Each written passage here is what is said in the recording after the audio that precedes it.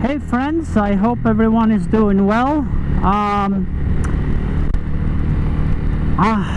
Such a beautiful day today, such a beautiful day, and here I am heading to the heart of Hudson Valley, where I am actually visiting a fellow biker who gave me the opportunity to review her Honda Rebel, her 2018 Honda Rebel 300 bike.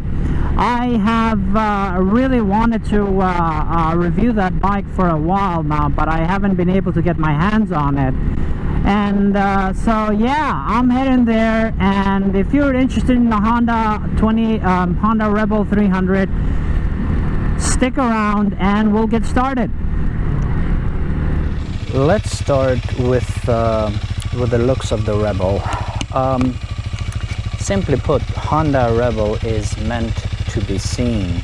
This particular one is the 2018 made metallic silver, non-ABS brakes, and a successor of the old 250 Rebel, to which Honda said farewell in 2017. When you first look at it, the word rotund or corpulent comes to mind. Corpulent beefy tires, fat handlebars, and round chubby muffler. Yet all of it is designed so when you look at it, you think of a raw, subversive, agile, lithe and graceful creature whose solo seat says, "Leave me alone to my fate." In other words, you look at the Rebel, screaming freedom and individuality. It is plain to see that the Rebel's designers drew inspiration from some wild, noble Herculean animal. Now, the instrumentation is minimalistic, slick and very modern. The one-button speedometer has an LCD display and a blue backlight and looks very slick and modern, though those of us used to mechanical speedometers might find it odd and difficult to read. Because I didn't ride this bike enough, I really cannot speak as to its effectiveness and efficiency. So the jury is out on the speedometer. But I gotta say, it looks very, very cool. Let's continue with the general specs. Sporting a cruiser badass look, Honda Rebel 300 is considered by many an entry-level bike. This is the first bike that I considered when I wanted to buy myself my first motorcycle, and this is in no small part due to its 286cc engine, which, though small, it's very modern. It is a single-cylinder, air-cooled, fuel-injected engine that dishes out 27 horsepower. It has an electric starter and a chain drive system. Now, according to literature, the engine of the Rebel is very similar to the tried and true engine of the Honda CBR R line, although the engine of the CBR 300R packs a slightly bigger punch in terms of horsepower. Now, fuel capacity. With a 2.95 gallons in fuel capacity, the bike is very economical in terms of fuel consumption, really. At 71 miles per gallon, this bike gets relatively pretty good mileage. I haven't confirmed this figure though, so for now we'll have to trust Honda on this. In terms of speed and power, the Rebel 300 has a 6-speed transmission, and as mentioned previously, makes about 27 horsepower, which is almost twice the power of my TU250X. Thus, unlike my little TU, the Rebel has plenty of grunt for both local and highway riding. On the books, the Rebel boasts a top speed of 85 miles per hour. Now, while I rode it on local roads, I never felt the need to shift past the third gear. While on my TU250X, the third gear is an immediate necessity from the start up, so kudos to the Rebel 300 on this. The Rebel 300 really surprised me in terms of acceleration. It's very responsive and agile, and it imbues a rider, especially a new rider, with ample confidence all around, really. So though a rebel, the 300 felt like a quasi-tamed rebel, willing to forgive a new rider's occasional operational lapses. Yeah, I was really surprised about the Rebel's acceleration. Beautiful engine all around.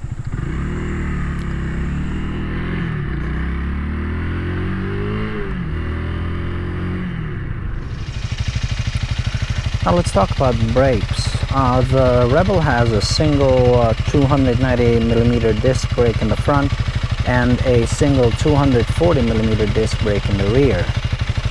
The Rebel 300 is available with standard brakes, and for about an extra $200 you can get ABS, anti-lock brakes too. I found the brakes to be quite adequate on the bike that I was riding.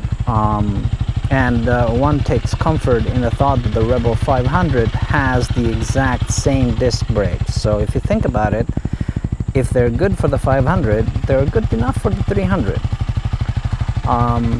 And this is what I actually love about the Rebel. You know, I believe in ABS brakes, and though this bike didn't have them, I really applaud Honda for making it optional. My last scooter had both ABS brakes and traction control, and I found that actually quite useful, especially in emergency cases. So yeah, I believe strongly in ABS brakes, and that is especially true, you know, in terms of new riders. They need that extra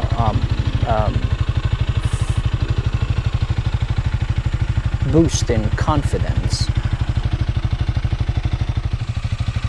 In terms of comfort, all I can offer is my first impressions, because I only had the bike for a limited time, which in my opinion is insufficient to render a wholesome assessment in this area. But I can tell you this, the bike is very maneuverable and quite responsive for an engine of its class. It definitely beats my TU250X in this area. The bike feels very light, and I think it's for a reason.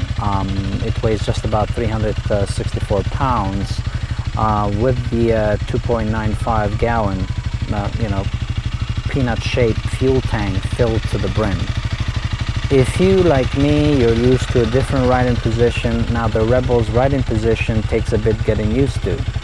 I felt the greatest change in the way my arms were a bit elevated and outstretched more than I'm used to, and in the way my feet rested in the mid-mounted foot pegs, which are positioned slightly forward, not exactly beneath my hips like in my TU250X, and not exactly forward cruiser style. They're positioned somewhere in the midpoint between the standard and cruiser footrests. When riding the Rebel, you kind of feel like you're on a mission. The Rebel comes with a solo seat, but you can add one for a passenger on top of the metallic rear fender, which is specifically designed actually for that purpose. Now, I do have to point out that the stock seat doesn't look very comfortable. It's way too thin and lacks padding. Now, maybe that's alright for short commutes, but for longer ones, it may warrant replacing it with one with more padding. The clutch is standard, but rather light, something I deeply appreciate in a bike, especially if one lives in an urban setting which requires employing the clutch quite often. My TU250X has a wet clutch, and I really didn't see the difference between the Rebel's clutch and my TU's clutch. So yeah, I really appreciated that a lot. Now, in terms of convenience, some might have a bone to pick with Honda. Look at the Rebel's placement of the turn signal switch and the horn might initially confuse someone who is used to traditional bikes and present a challenge for those endowed with short thumbs. Now, let me explain. Where one should be, the other is. So where typically one would find the turn switch you find the horn, which caused me to fumble actually initially by sounding the horn when I intended to signal. Now it's easy to see that this might lead to misunderstandings on the road. Now regarding the seat height, at 27.2 inches tall, most riders can easily flat-foot it, you know. I'm 5'10", and of course I had no problem flat-footing it. It's a lot lower than the seat of my TU250X, which I also easily flat-footed. So I think most riders, if not all riders, can easily flat-foot it. And that the height of the seat actually also enables one to maintain control of the bike quite well. And the mid-mounted foot pegs actually don't get in the way. The foot pegs of my my TU250 quite often actually get in the way of my legs. So you know, so yeah, but no problem there whatsoever. In terms of suspension, the suspension on the Rebel is nothing to write home about. It's also somewhere in the middle. Now, depending where you're coming from. In the front, it has a non-adjustable telescopic fork, and in the rear, it has preload adjustable twin shocks. In short, it has very, basic suspension. But I do have to say that I didn't ride the bike for a very long time to test the suspension, in different conditions, in different road conditions. So I really cannot speak in depth about the suspension or give a true assessment of it. Now let's talk about the most prominent in-your-face element of the Rebel,